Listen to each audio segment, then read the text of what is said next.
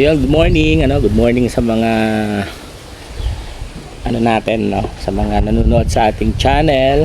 So eto na, stop na muna tayo sa pakikipagbaka sa social media.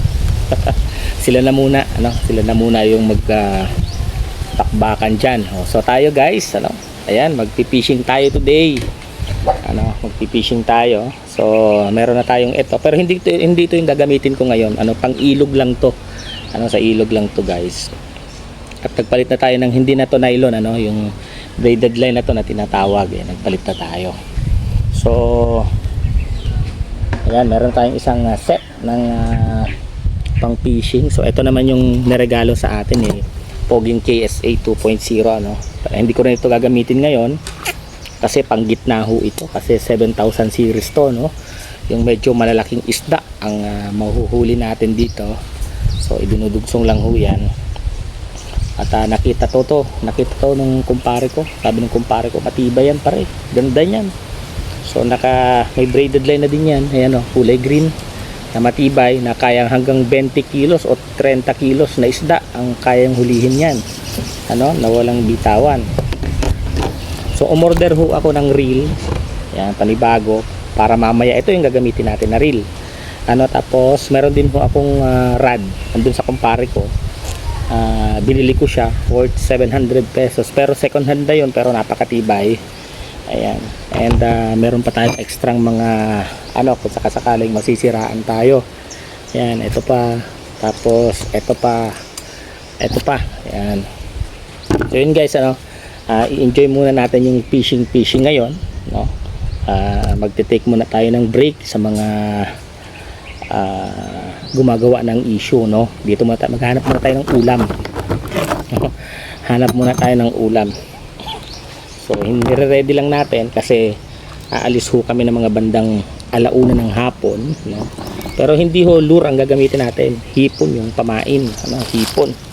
So may marami tayong hook dito, mga hook tayo. Dito pa, nasa loob na ito. Ayan, marami pang laman niya na hook, may mga hook pa dyan. So dadalhin natin to for reserve, kasi syempre hindi maiwasan yung mga sasabit-sabit.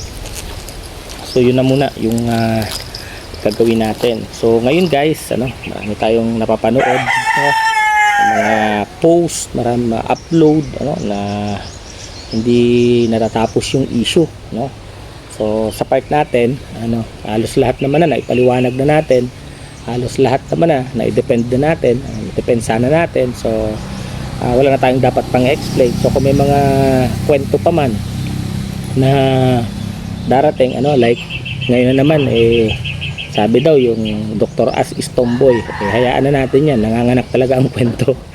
Di ba?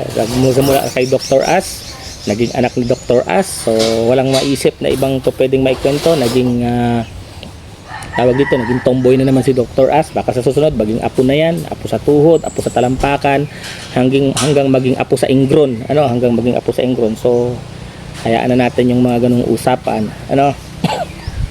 At ngayon naman nakita nyo naman kagabi, nakapag-live na si Rachel, si Langga, nakapag-live na siya. So it means unti-unti nagiging okay na rin siya, nagiging okay, as long as sabi nga niya, hindi niya na lang pinapansin yung mga content, at hindi niya lang rin pinapansin yung comment section, hindi na siya nagbabasa.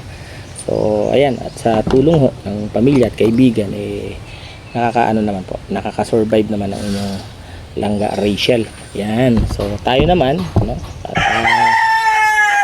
paano natin hindi na sila pansinin, at kung magkaroon man tayo ng reaction video, patungkol na lang po yan sa mga activity, sa mga nangyayari po dito sa bahay. Yun na lamang po yung ating tututukan sa ngayon.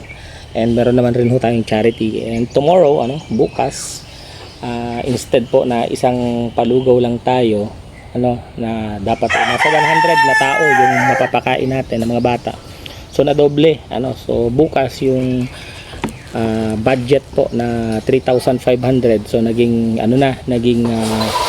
7,000, kasi 200 mahigit yung bata na pakakainin natin. Grabe yung tutok tayo dyan sa ganyang mga activity natin, And syempre nagpapasalamat tayo sa mga anonymous sponsor na dala ng kanilang financial na suporta. Ayan, maraming salamat po. At linawin ko, baka sabihin na naman kasi ako yung tumatanggap, so wala ho tayong tinatanggap, lahat ho yan naka-direct na kay Langga. So may pinadala man sa atin si Tita Tek. Ayan, si Tita Tek kasi naman yan, sabi naman sa live ko, kaya syempre alam niyo na sa akin talaga papatak yun. Nagamit na ho natin dun sa dalawang barangay. At grabe 3,500 pero dalawang barangay yung napunta natin. Barangay Kulasi at Barangay Tarong, which is na encountered pa ni Rachel, yung kapatid ni Carla, di ba? So yun ho. No? So ngayon naman, bukas dito na ho kami magluluto kasi yung dapat na pupuntahan naming area is hindi po pwede yung team leader kasi may lagnat at halos sila doon nagkakanda hawa-hawa, so baka humahawa rin tayo. So dito na muna tayo sa sarili nating barangay at kinausap ni Mading Silin yung principal at pumayag naman na doon muna kami mag feeding program tomorrow. And kanina nakausap ko sa COP ng Bayan ng Talisay, so makikipag-coordinate ho tayo para sa mga susunod na activity ng feeding natin.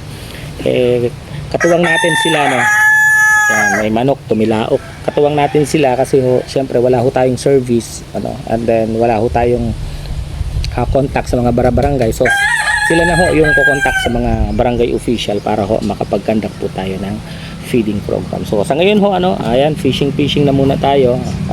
Siguro first time ko na makapag-fishing sa dagat. Nakaka-addict pala siya hindi ko pa man lang nasisimulan, parang ang dami ko ng set dito and hindi pala ganun kadali yung pagsiset kasi may kanya-kanya pala siyang dapat yung ganito mo nakaangkop pala dapat sa ganito and nakaangkop din yung ganito and pati yung pamain nakaangkop pala siya, so para pala siyang motor na siniset up magastos pala to. Pero yun na nga, ang plano ko syempre lilipat na rin naman ako dyan sa ginagawang bahay. So lahat ng huli ko, nagko-content ho ako nito, lahat ng huli ko iipunin ko sa ref. Meron kaming ulam. Diba? Meron kaming ulam, so hindi na kailangan pang bumili. Yun kung suswertehin palagi sa fishing sa pag-fish on. Yun, nalilibang ka na, may content ka pa, may ulam ka pa. Wala pang issue, di ba? Wala pang issue. So sa ngayon guys, 1 PM alis ho kami. At anong oras na ba? Alas 11 na. So 2 oras na lang ang hinihintay. Papaalis na rin kami. So ang ganda. Grabe, Poging KS8 2.0. Grabe, solid yung mo sa akin, regalo mo sa akin. Maraming salamat. Ganda niya.